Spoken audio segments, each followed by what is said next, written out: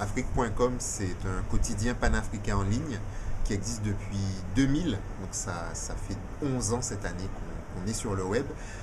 C'est 1,5 million de visiteurs mensuels, donc un flux très important.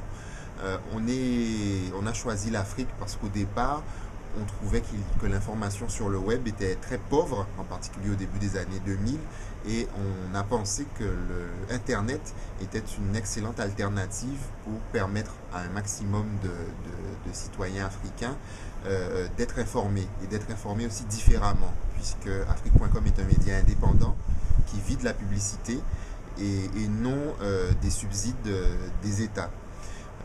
Quand Afrique.com a débuté, vraiment, on pensait que nos premiers lecteurs seraient les Africains d'Afrique subsaharienne, d'Afrique noire.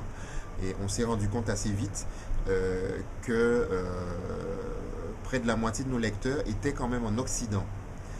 Pourquoi? Parce que l'Occident est mieux équipé en ordinateur, il y a le haut débit, et puis ensuite vient l'Afrique du Nord, et seulement ensuite l'Afrique subsaharienne. Alors la part de l'Afrique au fil des années a augmenté, elle est légèrement majoritaire aujourd'hui, mais c'est vrai que l'Occident, très bien équipé, garde une place importante.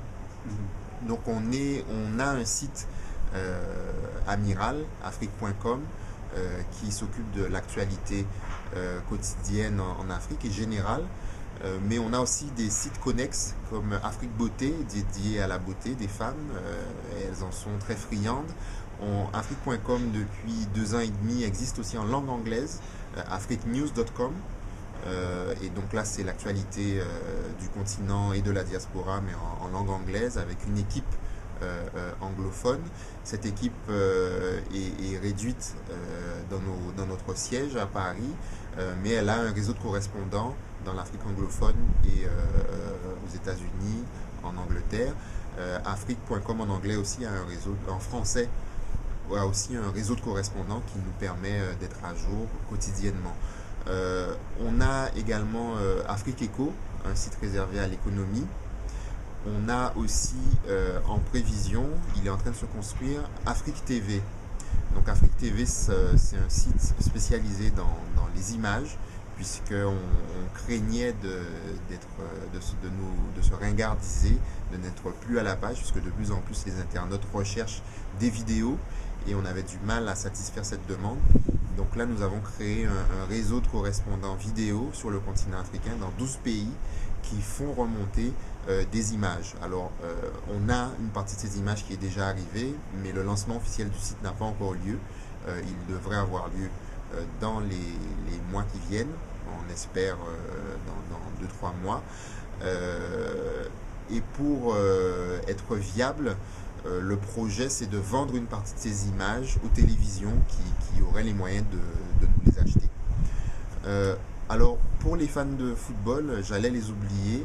On a créé Afrique Foot aussi en début d'année dernière, puisque l'année 2010 c'était une énorme année football pour l'Afrique. Il y avait la CAN, il y avait le mondial en Afrique du Sud, et Afrique Foot, afriquefoot.com fait vraiment un malheur. Ça faisait des années qu'on y pensait sans jamais trop oser mettre ce site debout. Et voilà, donc Afrique Foot marche très bien aussi. Donc, une idée du trafic d'Afrique Foot peut-être pendant la CAN ou... Afrique Foot, oh là là. Alors pendant la CAN, pendant le mondial, pendant ces mois-là, Afrique Foot a drainé quelque chose comme 1/2 million de visiteurs. Mais c'est vrai que c'est un pic. Ouais. Et d'autre part, on espère que à la prochaine CAN, le pic sera encore plus important, puisque les gens commencent à connaître Afrique Foot. En janvier dernier, Afrique Foot débutait. Pendant le mondial, les gens commençaient à savoir, à connaître. Mais on espère que la notoriété d'Afrique Foot augmentera et que de plus en plus nous aurons des lecteurs aussi sur Afrique Foot.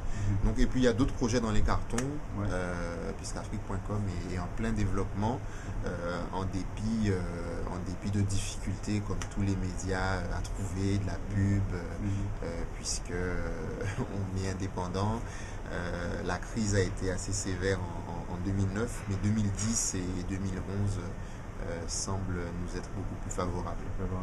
Et alors, vous êtes connu donc par le site afrique.com et vous avez également des newsletters qui sont très, très populaires. Oui, on a aussi des newsletters par lesquels on informe nos abonnés du contenu du site. Alors on en envoie une par semaine. Et puis il y a aussi des newsletters spéciales, puisque la newsletter a aussi une vertu commerciale sur certains produits. On peut s'en servir. Mais l'usage le plus fréquent, c'est l'envoi régulier de nos articles préférés aux lecteurs qui se sont abonnés. Et donc, plusieurs dizaines de milliers de personnes sont abonnées à cette newsletter. À part la pub, vous avez d'autres sources de revenus? Ah non.